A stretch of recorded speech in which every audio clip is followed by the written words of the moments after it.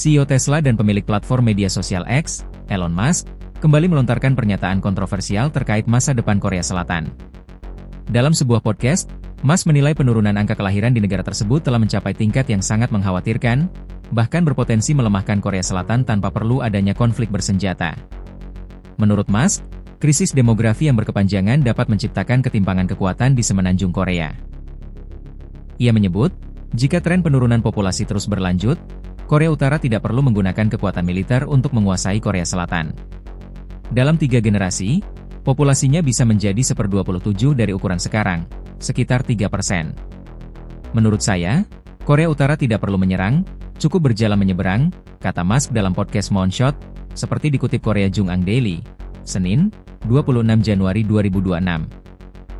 Pernyataan yang mengundang perdebatan. Komentar Musk segera memicu perdebatan luas, baik di Korea Selatan maupun internasional. Pernyataan tersebut dinilai sebagian pihak sebagai peringatan keras tentang dampak jangka panjang krisis demografi. Namun, ada pula yang menilai Musk terlalu menyederhanakan persoalan kompleks dengan mengaitkannya langsung pada isu keamanan nasional.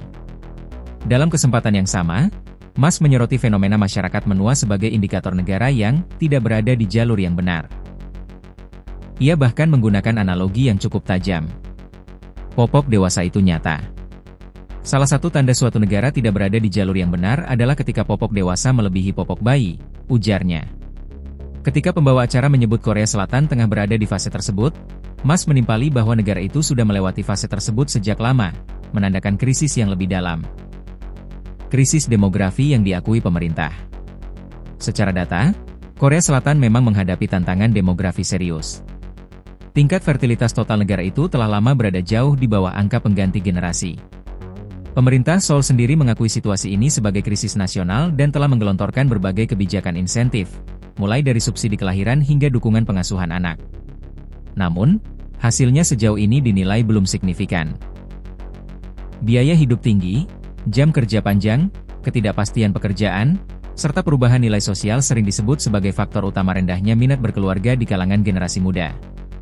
Musk sebelumnya juga beberapa kali menyoroti isu ini. Pada wawancara Maret 2023, ia menyebut Korea Selatan sebagai salah satu contoh paling ekstrim dari negara dengan angka kelahiran rendah. Setahun sebelumnya, ia bahkan memasukkan Korea Selatan bersama Hong Kong sebagai wilayah dengan penurunan populasi tercepat di dunia. Pandangan pakar, tidak sederhana. Sejumlah pakar demografi dan hubungan internasional menilai pernyataan Musk perlu ditempatkan dalam konteks yang lebih luas. Penurunan populasi memang berdampak pada ekonomi, pasar tenaga kerja, dan beban fiskal negara. Namun, mengaitkannya langsung dengan potensi kekalahan tanpa perang dinilai terlalu spekulatif.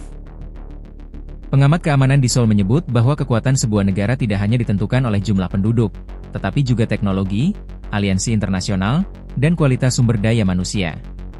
Korea Selatan, misalnya, memiliki keunggulan signifikan dalam teknologi, industri pertahanan, serta kemitraan strategis dengan Amerika Serikat.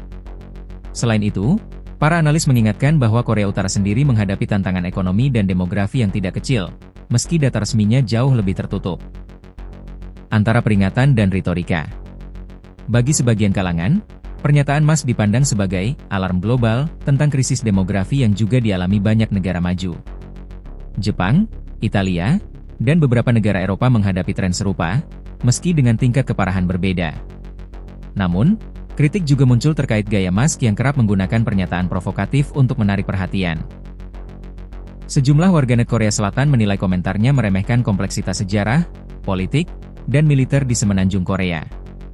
Pemerintah Korea Selatan sendiri belum memberikan tanggapan resmi atas pernyataan Musk tersebut. Meski demikian, isu penurunan angka kelahiran tetap menjadi salah satu agenda utama kebijakan publik di negara itu. Tantangan jangka panjang. Terlepas dari pro dan kontra, pernyataan Musk kembali menyoroti satu kenyataan. Krisis demografi bukan sekadar isu sosial, melainkan tantangan strategis jangka panjang. Penurunan populasi berpotensi memengaruhi daya saing ekonomi, struktur pertahanan, hingga stabilitas sosial. Bagi Korea Selatan, tantangan ini menjadi ujian besar bagi kebijakan publik dan perubahan sosial di masa depan.